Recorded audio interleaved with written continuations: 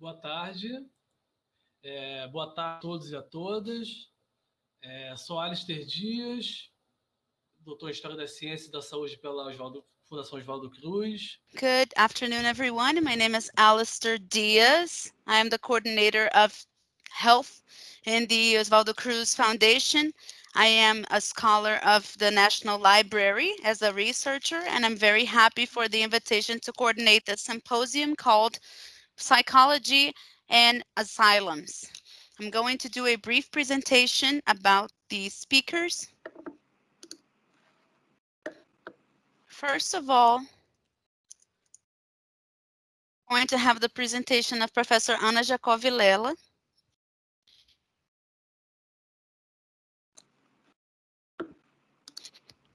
She is going to talk about the psychology in the alienated institutes in the beginning of the 20th century. And then we're going to have the presentation of Professor Jennifer Bazar from Humber College in Canada. She's the curator of Lakeshore Round's Interpretive Center of Humber College in Toronto, Canada. E ela vai apresentar o seguinte trabalho: Become Therapeutic, Exploring How to Asylum Transformed Everyday Objects. Welcome to Clio Psyché, Jennifer. Thank you very much for your presence. Então a gente tem cada apresentador, cada palestrante, cada Going to have each one of the speakers with 20 to 30 minutes to speak. The speakers are going to be warned when there are 5 minutes left to complete the 30 minutes.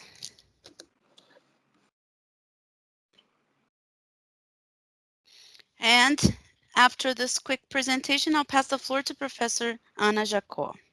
The topic of my presentation is psychology and the national asylums for the alienated ones in the beginning of the 20th century.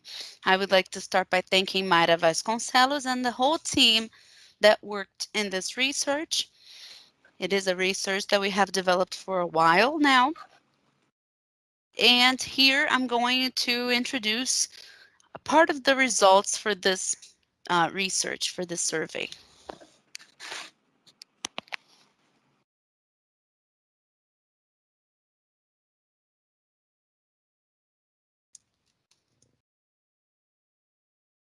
Before talking about asylums themselves, I would like to start by introducing a little bit about Brazil in the 19th century.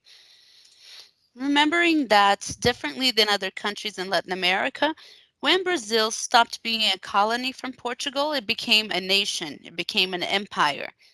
And this empire in mid-19th century employed efforts for the construction of a nation. Instead of having provinces without any cohesion, without notions of a central government, and started working with the idea of a Brazilian nation. In order to build this Brazilian nation, one of the inventions was the constitution of many institutions, like the Brazilian Geographic Institute, natural museums, the creation of schools of medicine and law. And something that drew my attention in the speech of our colleague from Chile earlier, Gonzalo Salas, is that he said that Amanda Labarca was the first woman to be a psychology professor in Chile in 1922. In 1920, we had the creation of the first Brazilian university. So we are a little delayed in this point when it comes to the other native colleagues. The schools of medicine and law, they were created in the 19th century after the ruling prince of Portugal came to Brazil, trying to escape the threat that Napoleon Bonaparte represented to the Portuguese kingdom. These two universities of medicine and law were very important for the building of the intellectual in the 19th century. But here I would like to draw the attention especially to the Medical School of Rio de Janeiro and its thesis. Between 1922 and 1922 and 1930, the students can have a degree in medicine if they did the course, did the classes, and if they wrote a thesis, they would be doctor in medicine. Theses at the time would be very different than what we call thesis today, but they were a final paper that they would write on the topics of their different interests. The theses are many because everybody wanted to have the doctor's title, and many of these doctor's titles are related to psychology because most of the physicians in mid 19th century are very interested in the new ideas that are developed in Europe, like materialism, positivism, and the psychology itself. So especially for those that are going to demonstrate an interest for what is going to be called psychiatry, philosophy of Rund, William James in the United States, Rigaud, are theories that are interested to them, and they're going to use these theories for their thesis. In this context of empire, the hospice of Pedro II is created. The decree for the creation of this hospice happened in 1841. The hospice took his name, Dom Pedro II, because he turned 18 that year. He turned 14 that year, and he was declared a major, and he took over the throne. He was emancipated. So in honor of him, in 1852, we had the first hospice, and it was the first institution in Brazil created to welcome and treat people with mental illnesses. With the of the Republic, on the following year, the Hospice Pedro II, Pedro II, started being called the National Hospice of Alienated People. Initially, it was under the direction of the Holy House of Mercy, which is a lay management, but it took little by little the room of psychiatry, and it had its name replaced, and also other changes like the dismissal of the dismissal of the first Brazilian alienist to leave other to occupy himself with other responsibilities, and the arrival of Juliano Moreira, who was the director from 1903 to 1930. It was a long period of management in which he could implement the principles that he followed. He was experimental in his psychiatry, and because of that, he decided to manage the hospice during this period. So he used a lot of techniques and different theories from German psychiatry. He had laboratories equipped for examinations that would be considered complementary. In 1882, we created the Observations Pavilion that had 3 buildings, as you can see in the photo. I'm going to move back to the previous screen. I didn't get a photo that showed clearly where this Observations Pavilion was located, but here's the front of the hospice. These are all accommodations. Here we have a chapel, and at the in the end of the land, in the way back in the land, we have the Observations Pavilion. And its period is considered from 1821 to 1888, when it was managed by Henrique Roxo. And the type of management developed by Henrique Roxo was very natural because he was already the interim manager since the beginning of the hospice, since the beginning of the hospice's practices. Even though Henrique Roxo is a psychiatrist and the director of the pavilion and then the director of the psychiatry institute, he maintained throughout his whole trajectory in psychiatry a very big relationship with psychology. His inaugural work was this thesis for him to become a doctor in medicine, which is the duration of elementary psychic acts for the alienated persons, that was defended on the following year. In his thesis, he makes a lot of compliments to Rund, to the relevance of Rund, which he repeats in many papers and in many texts, including the Manual of Psychiatry, which is going to be the basic textbook for the graduates in psychiatry in the first half of the 1920s. Another big relationship of Henrique Roxo and psychology is that there is a very important text by Marxen. If you work with history of psychology, you know it. And this American author investigates these psychologists that exist all over the world.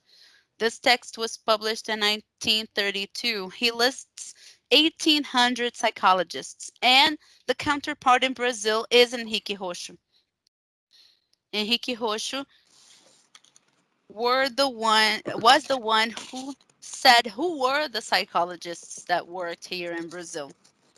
Even though psychology was not called psychology still in Brazil at the time. Henrique Roxo gives a very big relevance to the psychological tests, and when he was retired, he participated in the Inter-American Congress of Psychology that happened in San Domingo in 1953, where the Ibero-American Society of Psychology was created. In this Congress, we had representing Brazil, Henrique Roxo and Emílio Mir de Lopes. In the pavilion in 1907, within the perspective of Juliano Moreira of creating laboratories, experimental laboratories, he created a laboratory of experimental psychology, which was called the Office of Experimental Psychology. Here is its first director, Maurício de Medeiros, from 1907 to 1921, and then he was succeeded by others. The relevance of the Office of Experimental Psychology can be seen in this organizational chart of the Pavilion of Observations. It had 3 sections: Clinical 1, Laboratory, and Experimental Psychology. Those 3 sections were on the same level, as you can see in the organizational chart. So this shows very well what was the relevance of this office. This Office of Experimental Psychology exists until today. Today, it is a theater in the old facilities of the hospice, and this office had the purpose of assisting the psychiatrists and their diagnosis of the people who resided in the pavilion. The pavilion received all of the patients that the literature called non-taxpayers. They did not pay for their hospitalization and their treatment. There are many levels of taxpayers. For you to have an idea, class 1 taxpayer would be the one that could have an individual room and a servant with them. Brazil already abolished slavery, but the idea of having another human being serving you was still there. Those taxpayers, they would go directly to the treatment, but the destitutes, the indigents, would go directly to the pavilion that would check what they had, what the problem with their health was. That's why it is called Pavilion of Observations. And if they should be committed definitely or not. In the activities of this pavilion, we had the Office of Experimental Psychology. Here in the office, we still have the massive application of psychological tests. That's where it starts. And that is very important for us because the literature of the history of Brazilian psychology says that the physicians took over the psychological knowledge in their thesis, and then they have abandoned psychology, and the psychological tests are going to show up in the educational realm. The physicians did not lose their interest for psychology, and they continued using the psychological tests before theoretically and now technically. So our idea would be to investigate who are those people who are target of the psychological tests, how they end up there, why the doctor suggested the application of psychological tests, if the tests contributed to the diagnosis, and what is the destination of uh, those who were ill that were inside those laboratories. And we had the answer of that while we got to know the story of the pavilion. Usually, the police would take the disturbers of the order, as they would call them, and they would take those disturbers to the pavilion. As an author says, there was an articulation between the repression of the police, the National School of Medicine, and the assistance that was offered in the Hospice of Alienated People. To see how and what tests were used, we did our investigation in the journals of clinical observation that are available for consultation at the Library João Ferreira Filho, located in the Institute of Psychology of the Federal University of Rio. We surveyed all of those journals. And we could see some results that we want to share with you a little bit. This word cloud shows the result of the psychological tests, the diagnosis of those who use psychological tests related to association of ideas, mental capacity, and memory. We could see that some cases, for example, in the case of association of ideas, we can see the examination of association of ideas showing some diagnoses that are more common, like alcoholism, psychotic trance, schizophrenia. The memory tests have other types of diagnosis. Alcoholism with a complement, not only alcoholism.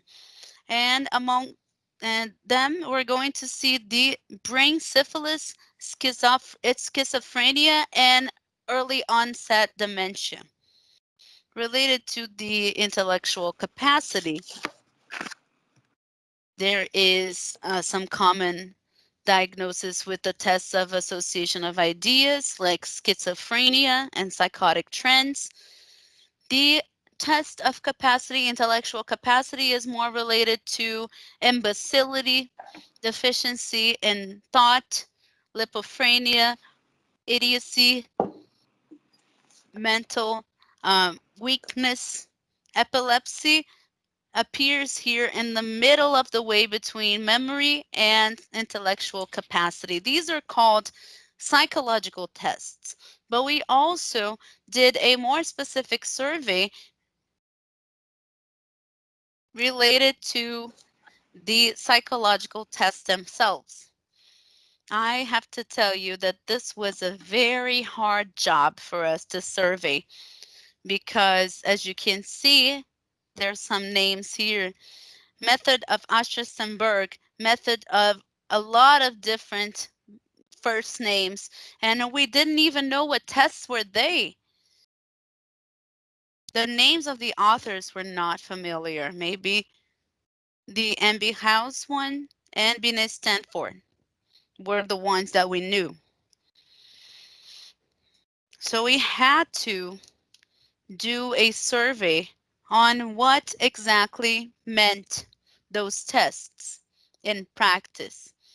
So for example, the Anchamp-Fambourg test is a test of ideas association. The Biret is a memory test. Rosolimo is a test of mental capacity. So we could see that the results are many, and you can see it on the screen, and they are miscellaneous of results. There is an expressive number, as you can see, of tests that are used, different tests that are used. There are a huge figure of tests that were applied, but during the anamnesis, there's no information on the result. Anchamp-Fambourg test suggests a diagnosis of schizophrenia, neurasthenia, while the method of Vihej is not very much separated from the Bienstein method and more related to the diagnosis of mental confusion and arteriosclerosis on the brain. The Rosolimo test also appears associated to senile dementia, alcoholism, syphilis, psychosis. The Binet-Stanford method, as well as the previous examination of mental capacity, is more connected to idiocy, imbecility, but also to epilepsy, hysteria, oligophrenia. And what we can conclude from this is that we use an expressive number of tests, but we need more than one test so that we could get to some kind of conclusion. With the information that the pavilion of observations was dedicated to the, as I said, destitutes, the indigents, and knowing that the population of Rio de Janeiro at the time was a number with a high number of Black people, was a population with a high number of Black people, bearing in mind that not only Rio was the capital of the Republic, was the capital of the empire. During the empire, with the slavery, there was an expressive number of Black people slaved in Brazil, because as the capital of the republic, most of the elite lived in the city, and the elite had a very expressive number of people enslaved. We also know by literature that after the proclamation of the republic, there was a high number of Black people that were recently released and came to Rio, searching for jobs, trying to find a way to survive. And we thought that we could check if there was any relationship between the type of diagnosis and the type of tests and the race of the people that were committed. Anna, you have 5 minutes, okay? Thank you, Allister. What we could see was that in the observation journals, they talk about white, Black, and brown skinned. They are classified this way. Brown skinned would be mixed race, or a mulatto, as it was called at the time. We could see a very expressive number of white people with diagnosis.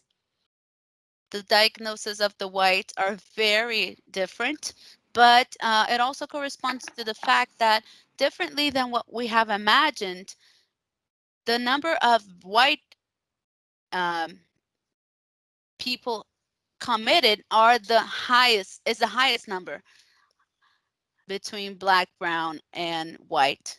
There's a huge diversity, and the only difference that is more noticeable that we could find is that we have more diagnoses of mental debility, mental this imbecility on the mixed race people, which corresponds to the theory of scientific racism that says that the mixed race people are inferior.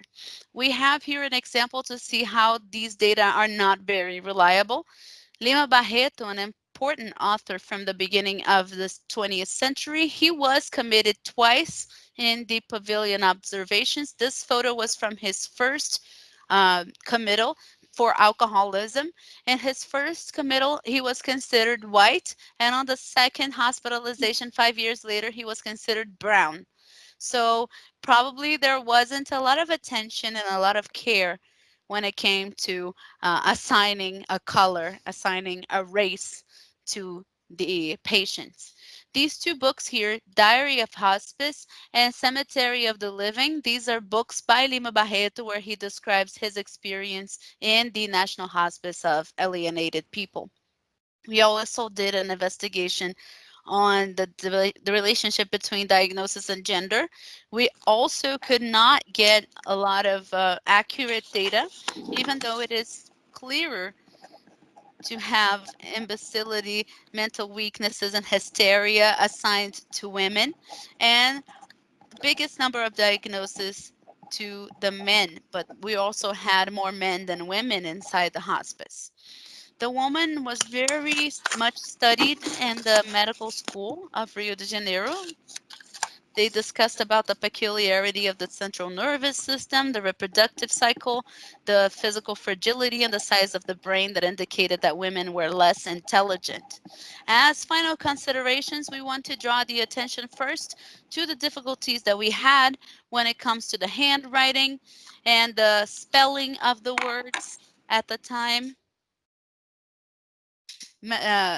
Doctor's handwriting was already bad historically, and the nomenclature, which was completely different than the one that we use today. The strengths that we found was the amazing work of the librarians of the library where we researched. And I would like to thank the head of the library, Katia Matias, for her extremely good work. What we saw at the end was bearing in mind what we considered that was the number of patients in the pavilion from 1907 to 1944, which was our snapshot. We considered about 30,000 patients. The application of psychological tests was in a very small number of patients. It was indeed a very small number of patients, and maybe their results were not written in the observations journals. This is something that we need to still investigate. There is a relationship that is not very clear between psychological tests, diagnosis, races, and gender. But once again, the number of tests that we could find maybe is not representative of the general population. And there's still an investigation missing on the continuity of the cases. Thank you very much to all of you. Thank you very much.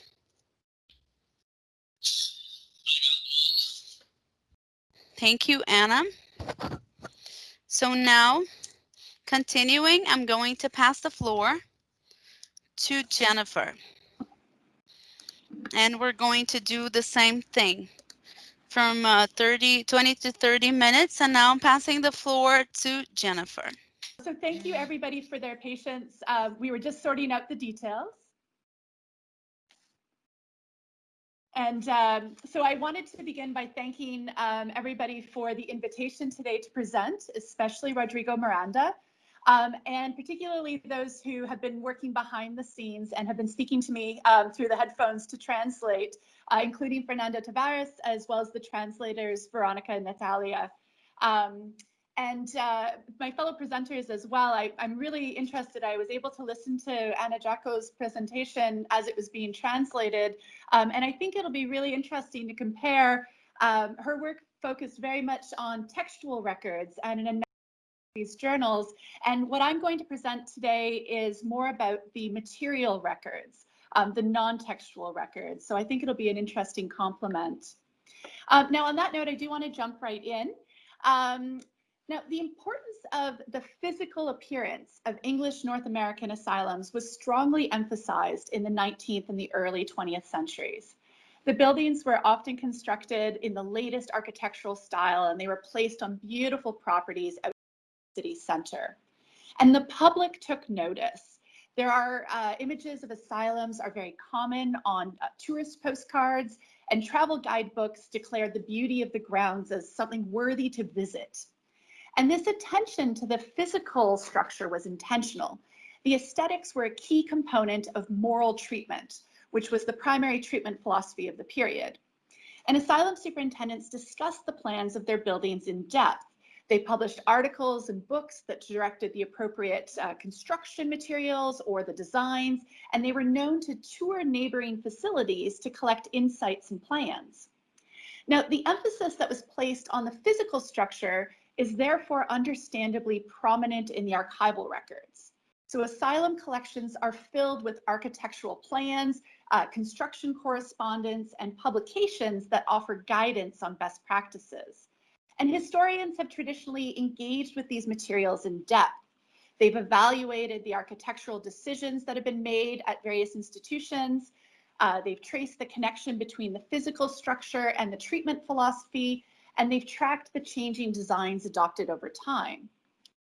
But the intended role of the physical space of the asylum was not limited to just the brick and mortar of the exterior. Every object that was brought into the asylum was equally important to the treatment experience. The textual records here are somewhat limited in their engagement with the objects of the asylum. And as a result, our historiography of the institutional material culture has only just recently begun to develop. So drawing on examples that have been collected from museum collections, photographic records, and textual descriptions as well, my aim today is to explore the relationship between everyday objects and the institutional environment of the English North American asylum. And using case examples of several common examples, I'd like to examine the wider social trends, concerns, and movements that are inherent in the objects themselves, and discuss how the changes in institutional practices were brought about by their integration into the asylum environment. Now, 19th century asylums in North America were largely established on an interpretation of the philosophy of moral treatment that adapted elements from English moral treatment and French traitement moral. In broad terms, the adapted North American variety emphasized the removal of the afflicted individual from their community to a purpose-built institution, and then to classify and separate these individuals by sex and diagnosis. And in addition, there was a regimented daily routine that emphasized labor, which would then contribute to the overall operations of the institution. Proper hygiene, sufficient diet, and airflow through the building, as well as regular recreation, were also central elements. What was downplayed were discussions of theatrical ruses, which we see in the French model, or moral limitations that were placed on activities in the English model. North American superintendents initially consulted a range of published guidebooks that were authored by their European counterparts, but they soon developed their own set of plans. During the 1851 and 1853 meetings of the Association of Medical Superintendents of American Institutions for the Insane, a set of unanimously adopted recommendations for the construction and organization of these asylums was developed. In 1854, their colleague, Thomas Story Kirkbride, expanded on the recommendations in a publication that detailed a full model for how to plan an institution that was dedicated to the treatment of insanity. And although his work echoed his European counterparts, Kirkbride's level of detail far exceeded his predecessors. His text provided specifications for everything from the width of the walls and the hallways, the materials to be used in the ceilings or the floors, even the height at which to place windows, were all a matter of exacting importance in the institutional treatment of insanity. Even plumbing and ventilation were not practical elements for the general operation of the institution, but foundational components that were necessary to the creation of a therapeutic environment. And although Kirkbride's text did generate some controversy among his colleagues, his suggestions were widely applied in both the United States and Canada, and his architectural design became known as the Kirkbride Plan. Now, in addition to the physical space, how patients spent their day at an asylum was just as important. Labor tasks were assigned based on traditional gender roles, with male patients typically involved in construction projects or farming, whereas female patients were assigned to things like making or mending clothing, the laundry, preparing food, even cleaning the wards. And recreation was similarly assigned, with group walks and carefully laid paths around the property really forming the initial activities offered. Now, among his recommendations for the construction of an institution for the insane, Kirkbride specified that the furniture selected should be similar in its nature to that what we would find in the average family home. And he didn't single out any particular style, but what he stated was that he was looking for plainness, for strength, for neatness in appearance. Discussions of furniture that are in annual reports of individual institutions and other correspondence are really similarly generalized. They don't get into the specifics.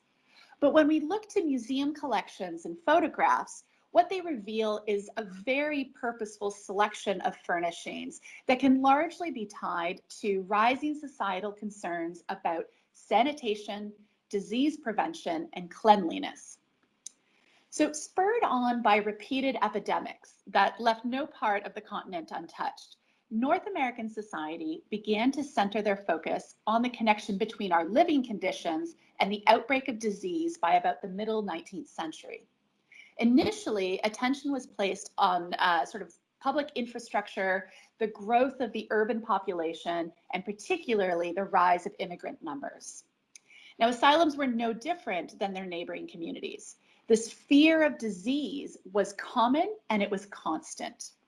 So in the original designs, natural airflow, ventilation, detailed plumbing plans, the amount of light coming into the building were all key elements of the architectural design. And it's when we see the shift from miasma theories to germ theories that begin to arrive in North America around the 1870s that we see dedicated changes to the objects that are brought into those buildings. Now, the shift gave rise to a group in English North America known as the New Sanitarians. They adopted the ideas of germ theory, which spoke of bacteria that could be found in air, in food, in water, in soil, and they turned their focus towards the domestic home. Keeping your home clean became an integral concern for the health and safety of a family, and the responsibility for keeping it clean often was placed on the shoulders of women. Published guidebooks would actually detail how you could clean absolutely every corner of your home, because it wasn't just cleanliness, it was a prevention of the disease, the danger that was lurking in the dust. And there are numerous examples of this idea of sort of health through cleanliness from the domestic home that find their way into the asylum environment. For example, in the late decades of the 19th century, the professionalization of nursing led to the adoption of the nursing uniform. And although the specific design, the elements of the outfit had local variations that depended on the individual institution, the components of the uniform emphasized cleanliness. They wore aprons and cuffs on their sleeve to catch the dirt. The hair caps that were originally a part of the uniform were initially large enough to hold their hair back. And it was sort of what I have on the screen here, following the styles of the time. The skirt that was a part of this nursing uniform was long in length, but short enough so that it didn't touch the floor, so that when a nurse walked from room to room, she was not spreading disease with her. She was not taking the dust from room to room with her. Similarly, preferences for bed frames increasingly focused on metal rather than wood, since the former was believed to be more hygienic. It didn't absorb dust and it didn't invite insects. So furnishings that could be easily cleaned were preferred, and the institutions avoided things like heavy carpeting, upholstery, and cluttered decor. Now, another example of the selection of particular materials to encourage cleanliness can be found in wicker. Wicker is a really common item that is found in institutional settings in English North America during the latter half of the 19th century and into the first half of the 20th century. But it wasn't particularly popular in North America until about this time, even though it has a much wider history internationally. And wicker can be woven from a wide variety of materials. And regardless of the material or its specific design, it's considered to be durable, comfortable, and it can be used either indoors or outdoors. And so important for the asylum environment is during the 19th century, wicker was considered to be easy to clean and less prone to attracting dust and the dangers that might be in dust. So wicker work became a very common activity that was assigned to select patients in asylums beginning in the second half of the 19th century. Photographs reveal that typically male and female patients would often create baskets or brooms from materials like cane or rattan, and male patients were often involved in larger projects, the creation of chairs or benches and tables. And so the durability of the furniture, combined with the relative affordability of the materials and the labor tasks that were provided for patients, further reinforce the popularity of wicker furnishings and speak to their persistence in institutional museum collections. But we don't see discussions of the integration of wicker in the textual records. Instead, what we see is just the hours of labor provided by the tasks or the productivity of the patients that are highlighted. So they ignore the elements that are influencing the decision behind the selection of these items. Now, traditional wicker work was not the only trend to be adopted within English North American asylums. They were also typically regular early adopters of new technologies. Indoor toilets, electrical lights, radios, and telephones were all common at these institutions as the technologies became available in their local area, and oftentimes before it was even implemented into the domestic home. These technologies changed the nature of the institutions and their practices, but perhaps none so distinctly as the technologies brought into the sphere of the female patient. Women's work within the asylum conformed to traditional gender roles. I've mentioned this. Sewing, mending, knitting, cooking, cleaning, and female patients were initially expected to derive benefits from these tasks, both in terms of it being productive work, but also from social leisure. Taking the sewing room as an example, an 1886 handbook for attendants described the desired mood, and I'll just quote for a moment. A party of women sewing should be laughing, talking, telling stories, perhaps singing. They should be made to enjoy the time and not look upon it as something irksome, end quote. So their work was even at times described by officials as being advantageous over the tasks of male patients because it could take place throughout the months of the year. It wasn't interrupted by weather, although they did also recognize that it took place exclusively indoors. Now, the environment changed drastically with the arrival of the sewing machine. Over 200 sewing machine companies emerged in the United States during the second half of the 19th century. And nowhere was the sewing machine more popular than in the United States. The 1860 census estimated that there were 300,000 machines in use in the country, and this is compared to about 10,000 during the same period in Great Britain. The sewing machine's widespread popularity in a relatively short period of time highlights the impact it had on both commercial but also domestic circles, which has led some historians to call it one of the most important innovations of the 19th century. Now, evidence of early and widespread adoption of sewing machines is found throughout asylum collections. They are a common feature of museum collections. They're regularly captured in photographs, and we see their purchases in receipt books. What is not acknowledged in these sources is the changing nature of the work as a result of the adoption of the sewing machine. So gone are the social sewing circles of women who are able to converse while mending institutional fabrics, and instead it's been replaced by a factory-styled room with loud, noisy machines and each woman isolated at her table in a crowded room. Rooms that were once filled with female conversation are replaced by industrial whirs and motorized humming. But there's absolutely no acknowledgement of this transition in the environment within the textual reports of the institution. Instead, again, it's the industriousness of the patient that is emphasized, with long tables that tabulate the numbers and articles of clothing that are produced in a given year. Similarly, the laundry room transformed through the adoption of technology. Asylum laundry rooms were never described with the same social components that were attributed to the sewing room. These rooms were hot and the work was physically demanding. But when they introduced the labor-saving machine in the laundry, it added an element of danger to what was already an unpleasant task. Severe accidents among those who were employed in the laundry were known to occur that ranged from mild bumps and bruises to actually the loss of an extremity. Again, no change is noted in the reports that detail the supposed benefits. Instead, they focus on the supposed benefits that are derived from female patients through this labor, and they don't mention the transition from hand washing to machine washing through an industrial machinery. So the entire environment of traditionally female departments changed drastically with the advent of new technologies, but it's only in the material culture that we start to see this transition revealed.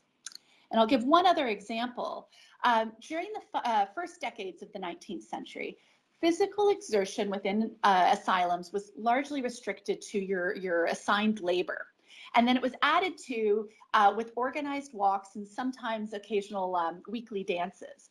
But as the 19th century progressed, there was a growing emphasis on exercise as a form of activity that was actually separate from your employment that was starting to develop. This idea was developing in North America. Parental advice authors and health reformers would promote exercise, particularly through organized sport, as an appropriate form of activity that contributed to the development of one's moral character. For similar reasons, we see sport and exercise adapted into the education system in the first half of the 19th century. And Christian groups in North America similarly begin to preach the importance of exercise to their members. Now, among the earliest separations of this sort of exercise through employment model in asylums was a combination of calisthenics and weight training that's usually described under the title of gymnastics. This would begin to expand as time moved towards the end of the 19th century. Activities did vary somewhat in North America with, depending on the climate. Winter sports obviously are being limited to the northern states or to Canada, but on the whole, there's a lot of similarity across institutions, both in Canada and in the United States. Particularly popular were sports like croquet, tennis, bowling, baseball, cricket, and then with those offering winter sports, also skating and curling. Now, initially, patients tended to be spectators of these sports when they were first brought into the institutional environment, but they were later transformed into participants as the sports became increasingly popular.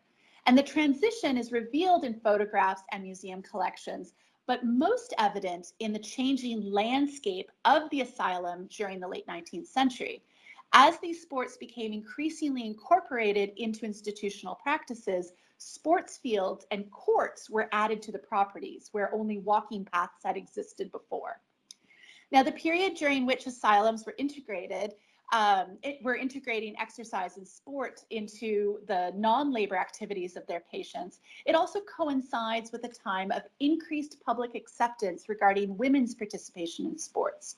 During the last 2 decades of the 19th century, it became increasingly common for women to engage in sports. There was even special clothing that was created to support this changing role. But it also coincides with the rise in specific sports considered well-suited for women. Basketball, for instance, which was created in 1891, was not intended solely for women, but quickly became popular among this group. And the popularity of the game was so prevalent that there was even women's rules created for them in 1899, which limited the amount of physical exertion any individual player was required to contribute. Now, although it's unclear which set of rules were adopted in asylums, basketball was certainly one of the sports commonly played by female patients around the turn of the century. evidence of the adoption of new activities where an exercise was being separated from one's assigned labor are prevalent in the photo collections of asylums, and they're mentioned in published annual reports. But again, like the other examples, there's little to no comment in these reports regarding the different exertion that is being extended through something like a new calisthenics program or a team sport. It's also not described as being different in any way from the earlier, less strenuous recreation activities like walking. The new activities are simply listed alongside those that had long been a part of the institution's regular practices. So it's again by engaging with this material or visual culture of these asylum collections that we begin to gain new insights regarding the impact of changing practices at the asylum. Now, English North American society underwent drastic changes as the 19th century progressed. We started to distance ourselves from traditional ways of life. There was an influx of population moving to urban centers, huge arrivals and waves of new immigration populations, and this persistent fear of outbreaks of disease and epidemics.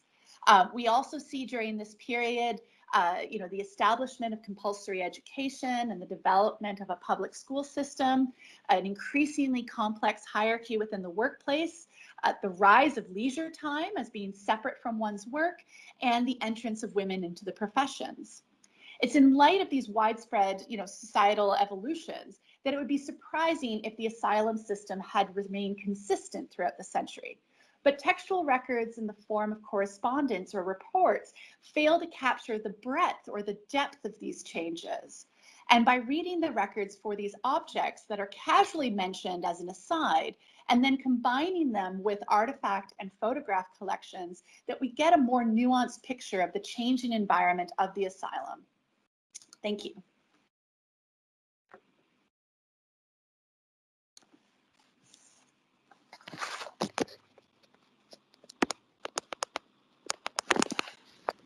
Great. Great. Jennifer, thank you so much for your presentation.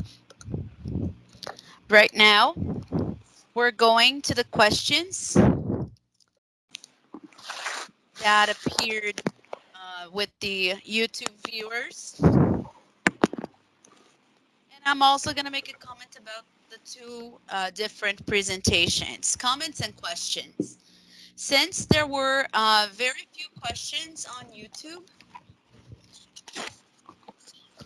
I can make my comments to the authors, and then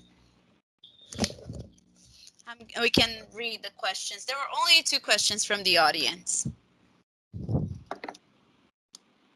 I'm going to start. Can you hear me well here? Yes, it's cutting in and out a little bit, but I can hear you. All right, all right. I'm going to make it work. No problem. So Anna, I would just like to say first that I believe that works of this kind, like yours,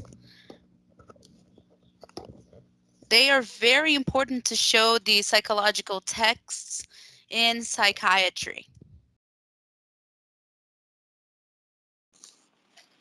They give these tests as a central place to join the history of psychology and the history of psychology, psychiatry and psychology. It's very important. Your presentation was very important. It's about the relationship between psychometry and the diagnosis for the construction of psychopathology in the first few decades of the 20th century. Also very important to focus Maurício de Medeiros,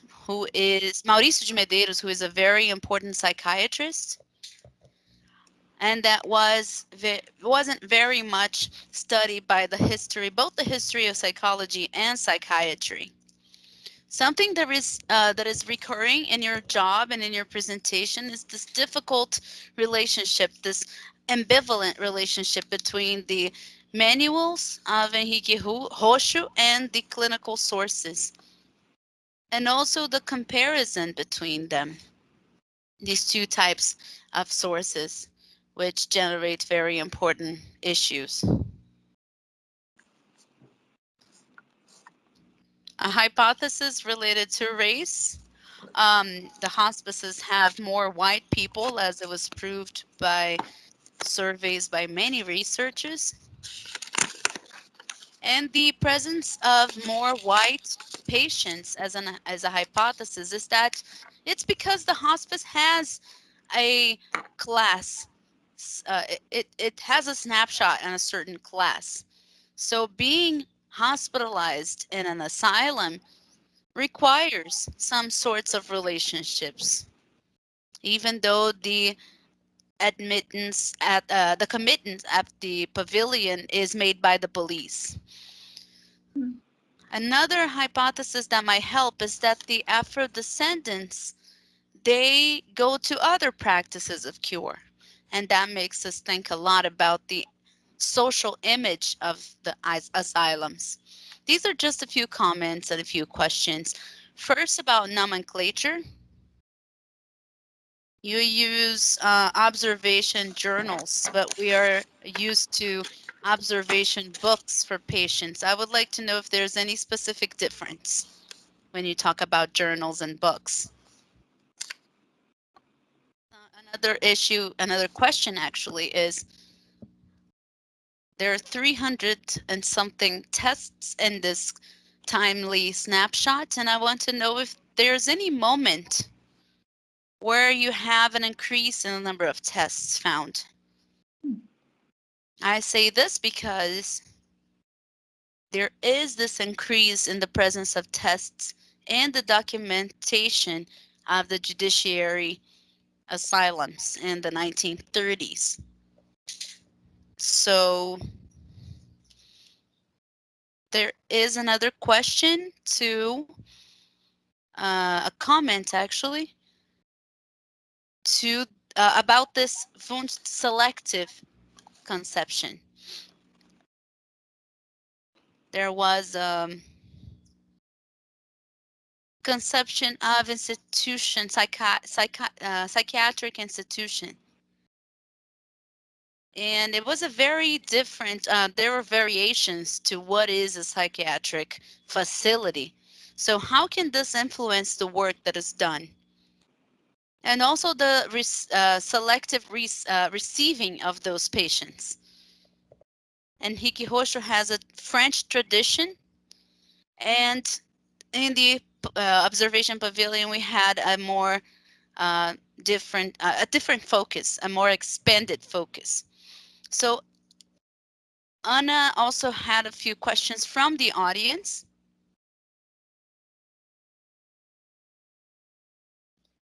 Gisele Toassa says, while I read the celebratory texts about the work of Juliana Moreira at the National Hospice of Alienated People and reading the portrait of Lima Barreto in his books, I have the impression that there were two different institutions. How do we interpret this fight of perspectives in the history of psychology? I would like to ask also Ana this question from Carolina Bandeira de Mello. The category episodic spiritual delirium, did it show up in the diagnosis of the hospital?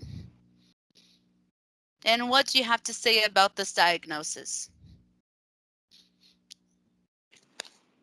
And now I'm going to make a few comments about Jennifer's presentation, and I'll pass the floor to both of you.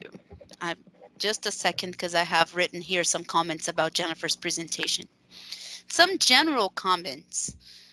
You presented very well, Jennifer, the mutual relationships between the social and cultural transformations in North America throughout the 19th century and the transformations in the practices and daily life of the institutions in the same period. You also show how possible it is to notice those changes. Testimonials that come from the visual culture that was applied by the asylums. It also shows the importance of the confrontation between the material culture and the visual of the psychiatric institutions. Based on the official sources of those institutions, like reports and books, journals, Jennifer also showed how such objects show a change in the daily practice of these institutions, and also the standards in the hospitalization of men and women in the 19th century in America. She shows the impact of the Industrial Revolution in its two different waves in the 19th century in the life of the asylum. The impact of the sewing machine transformed the experiences of women, as Jennifer said. Jennifer also mentioned an important contribution related to the building of physical activities in the asylums, showing an important chapter of the institutionalization of sports. And there's some questions, Jennifer, I would like to ask you.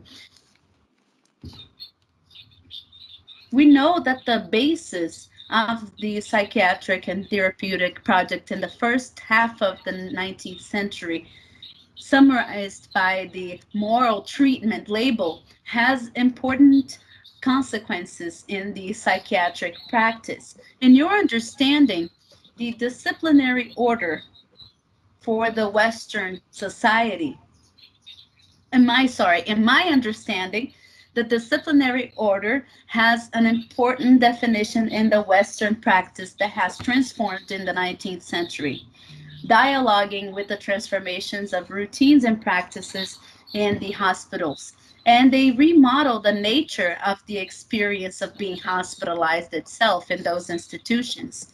So I ask you, the transformations that you presented, the concerns of the sanitarians in the asylums, and the introduction of many sports, and the use of production technologies for the patients, especially the women, can they be seen as an increment of the disciplinarization of the life in the asylum? Much more than new elements of a therapeutic project, wouldn't it be new disciplines of work inside an asylum? Wouldn't they represent this? And my second question is, the history of the material culture for a long time has failed in considering appropriately the articulations between social life and materiality. And this history was very shy in incorporating the material sources to the process of knowledge production. Authors like Karen Harvey, Nicole Boulevin, they talk about the search for a historical approach that integrates the material culture and the holistic application of the psychology history. It is important to highlight as well that the sources of the material culture show a set of possibilities, but also limitation when you compare to other types of sources. The question is, what is your idea on the problem of the integration of the material culture and the history of psychology? And what advances can you find in this field of studies? Lastly, you mentioned a lot of institutions in your presentation. During the investigations, did you intend to focus in one of them specifically? Thank you very much. I'll pass the floor first to Ana Jacó for her answers, and then to Jennifer. Thank you, Allister. Not Ana Venâncio, but she was a great woman. I'm not Ana Venâncio, but I admire her very much. So I do think that it's very interesting to have this interface between psychiatry and psychology. According to what I mentioned in my presentation, in history of psychology, the use of tests by the physicians is seen as temporary. It is not something from the daily life of the category of psychologists as we could see in the past with the asylums. Maurício de Medeiros was not very studied. We have some quotes in the Dictionary of Pioneers in Psychology in Brazil, and we are also including some quotes for the Biographical Encyclopedia of the Latin America Psychology. But he was very neglected, unfortunately, even though he is extremely relevant, not only because he studied in France and he was a director for over 15 years of the office, he was the one who implemented the tests. He implemented many methods in psychology. He was a minister of health. He gave a lot of incentives to the psychiatrists that were interested in psychoanalysis so that they could do courses in Argentina. So it is a guy that deserves to be mentioned in our history. You talked about the ambivalence of the manuals of Henrique Roxo and the observation journals. It is impressive. If you only listen to Henrique Roxo or read Henrique Roxo, it seems that the guy would do tests every day and all the time, according to what he mentions. I thought briefly about what you just said, the environment of relationships that makes more white people join the asylum. But I wasn't very, didn't go very deep in my study on that. I believe those who go to the hospices, apart from the disorders, public disorders, hospitalization, is those who are causing commotion on the streets. And we call the journals of observation because that is how they are called in the pavilion. It is the name that they are registered, under which they are registered in the public library. They are called journals, not books. You also asked about the increase in the number of tests. That only happens in 1925, specifically. And we have a justification for that. We believe that we found a justification for that. The first book on tests published in Brazil was published in 1924 by Medeiros de Albuquerque, who used to be a journalist, a politician. He was from that generation in the end of 19th century and beginning of 20th century in Brazil. He was everything at once. He's one of those guys who was everything. And he was the brother of Maurício de Medeiros. He already published a book about hysteria, and in 1924, he publishes the tests. The tests written without the second E in Portuguese, because in Portuguese it's testes, and he called them tests. So he imported the word. That is the second book of tests in Brazil, where he mentions Binet tests very well, which not by chance started being used in 1925. We have in 1927, we have an application of Binet-Stanford test, which is a version that was created by the University of Stanford from the Binet test in 1908. We haven't found any application of the original test, Binet test, before. In 1917, we have the application of a improvement of that test. That was very strange when we were researching.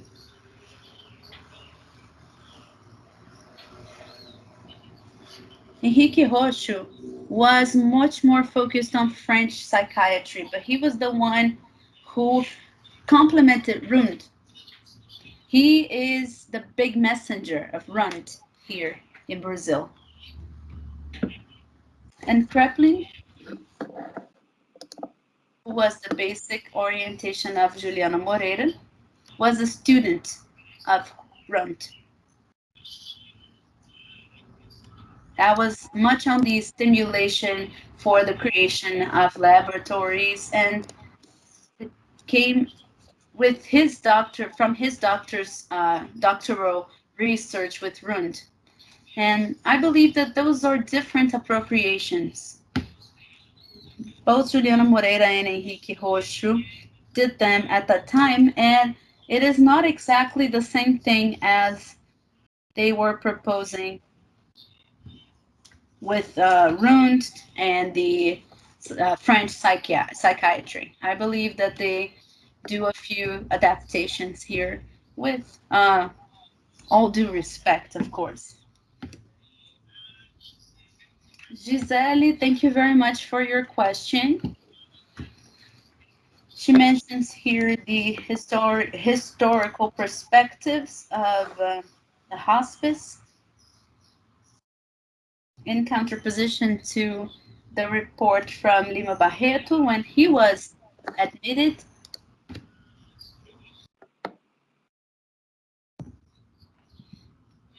I think the history that was in favor of the hospices come because of the assistance to civilization that the hospices give. So they think that the hospices assist the development of civilization. More recently, I believe, in the final decade of last century, we started having other readings on history, not only of the National Hospice of the Alienated Persons, but all hospices. Magali Engel here on the National Hospice of Alienated Persons, and other authors who wrote about other hospices that are now very consolidated. Christiana, as mentioned by Allister, she has an incredible work on the women in hospices. So I believe that there was a good notification. And Caroline asked me about delirium, spiritual delirium. Carolina, thank you also for your question. We didn't find this diagnosis, at least among those who were tested. I know this diagnosis because Maria Claudia, who has worked with me for many years, she wrote her master's dissertation on spiritism here in Brazil. The appropriations of spiritisms and the different types of spiritisms and spiritual religions. Many doctors and psychiatrists became more spiritualized. I don't know where you're from, Carolina, but here in Rio, we have a spiritual psychiatric hospital for women, Hospital São Pedro Alcântara. So there is a line of spiritual doctors, spiritual physicians, and since the end of the 20th century until today, there has been a criticism to spiritual religions, understanding spiritualism as a mental disturbance or something that causes mental disturbance.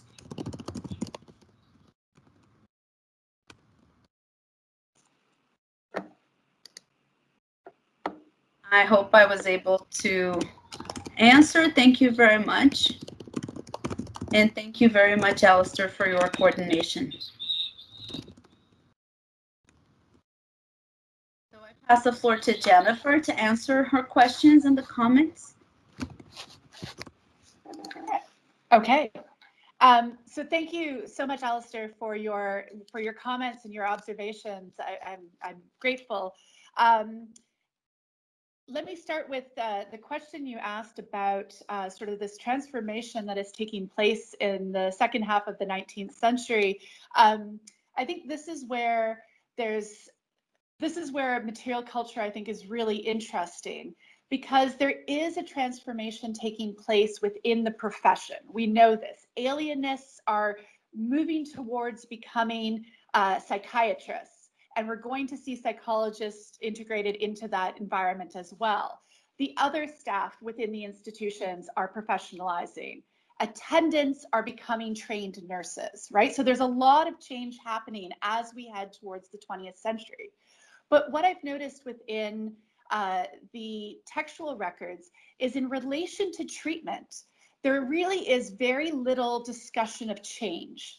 It's still moral treatment, even as that philosophy starts to fall out of favor as the century progresses. And the way that English North American asylums run is, sort of applying these elements of moral treatment and then changing them with, the trends and sort of societal impacts in the community, but not acknowledging that there's a change taking place. It still uses the same language. It still uses the same descriptions. It's as if the treatment of 1910 is the same as the treatment of 1840. And it's really, I think, by looking at the changes that we see through the objects, that we know it's not the same. This is a new form of treatment, even though that title of moral treatment is still there. And in the textual records, I think we often see really the next transformation come into the 30s and the 40s when they bring in things like the somatic therapies. So again, it's almost not represented, even though I think it's quite obvious that it's there. In terms of the bigger question you asked about how do we integrate material culture into our historical work, I think the challenge has been, and I'm not certainly the first to observe this, we are not taught as historians of psychology to read non-textual objects. We are taught to read the text, the words that are written, to interpret them. My colleague Anna Jacó has spoke about the language, the challenges with the handwriting, right? These are the challenges we're taught to interpret. We're not taught to look at that item that is sitting beside the book with the challenging writing. And so I think it's a new skill set that we're learning to develop. And there are certainly others, who are doing this more and more within asylum research. And I think that they are contributing another layer to our understanding of these environments. It's still very much, I think, something that is being developed and that needs to be experimented with and explored to figure out what that exactly looks like. In terms of the question about, here I've given a presentation that sort of summarizes quite a number of institutions as if they're one, right? It talks about them as a collective. And that was very purposeful. So my presentation today built out of research I originally did for my dissertation, for my doctoral work, that I'm now looking to sort of recover and move towards publication.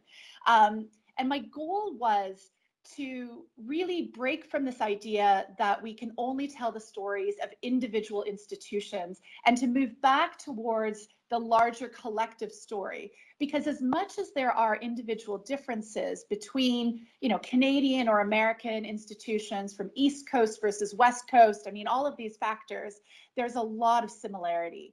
The superintendents are attending the same meetings, they're publishing in the same journals, they're touring one another's institutions.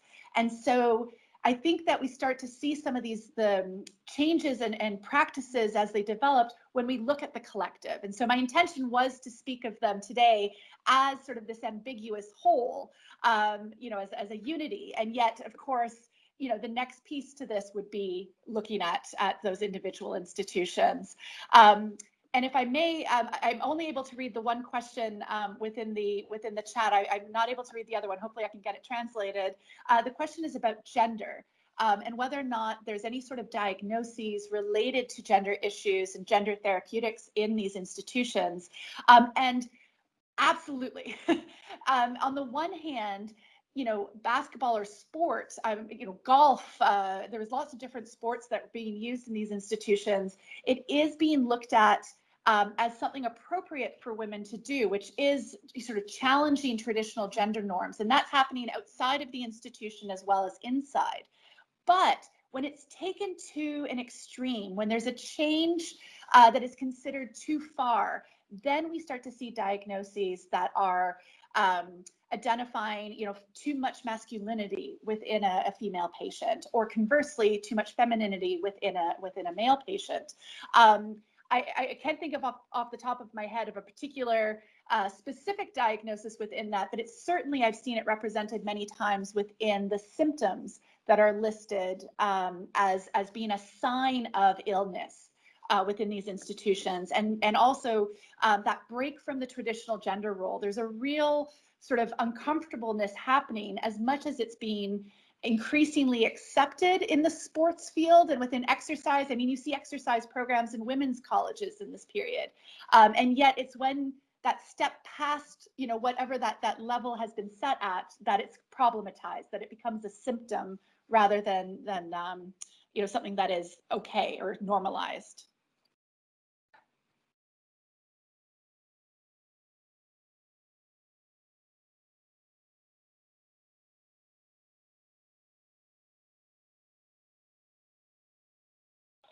Okay, since we have more time, we have another question that in reality is an addition to the first question about gender. It's a question by Jacqueline. She's asking, beyond the gender issues, would there be a type of treatment that was related to sexuality, such as a therapeutics for the converting a sexual practice, for instance, changing that somehow?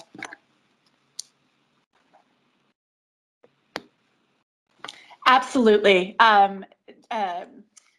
Conversion therapies, sexual surgeries.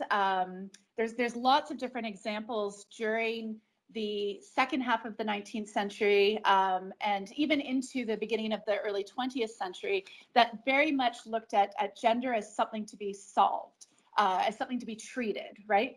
I mean, even in terms of somebody's sexual orientation, that's also a factor here as well. And so even though, we talk about the 19th century as being this era of moral treatment, there are other therapies that are part of that institutional world as well. And certainly, physical surgeries on somebody's sexual organs, and later sort of therapeutics are integrated that are trying to convert somebody either in terms of how they express their gender or what their sexual orientation is. So absolutely, that is a part of this institutional environment as well. Thank you for the question.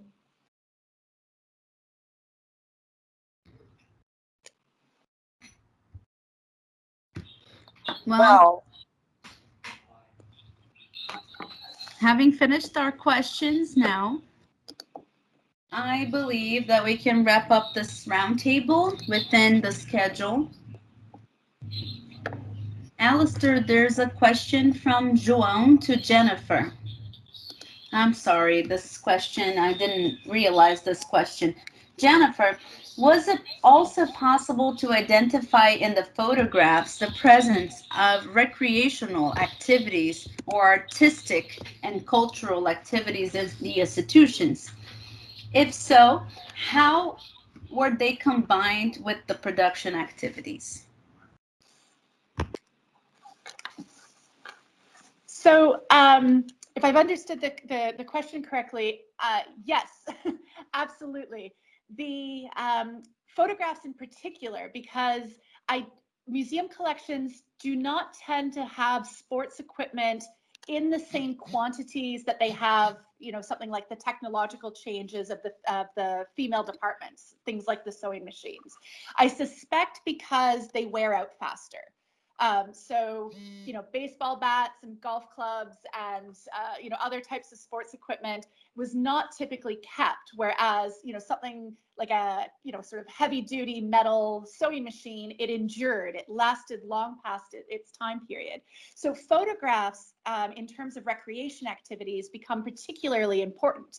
But I also think that they're very confusing. One of the things that I've been looking at in my work is at what point are the people who are pictured in the photographs patients?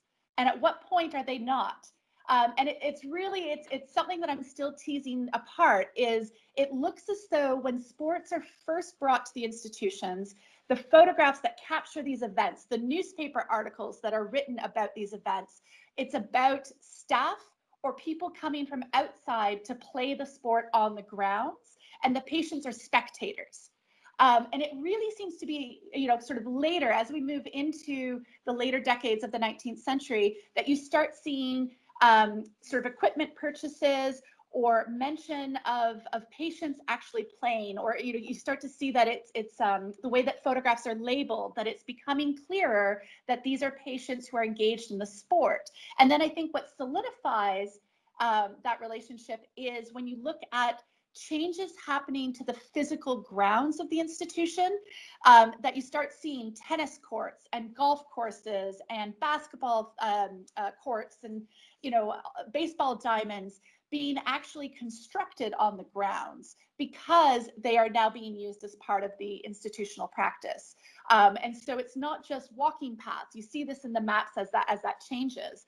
And so it's sort of a combination of not just the visual record, but I think that that's one of the key elements for recreation.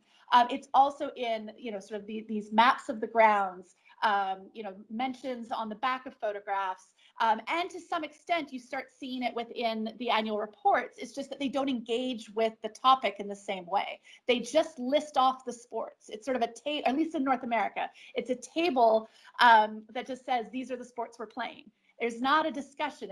There's no evaluation of how that impacts practices, what it does to treatment, what it does to the life of patients, who's being excluded from the games. And this is something that I'm trying to follow and to figure out where that thread leads. Thank you.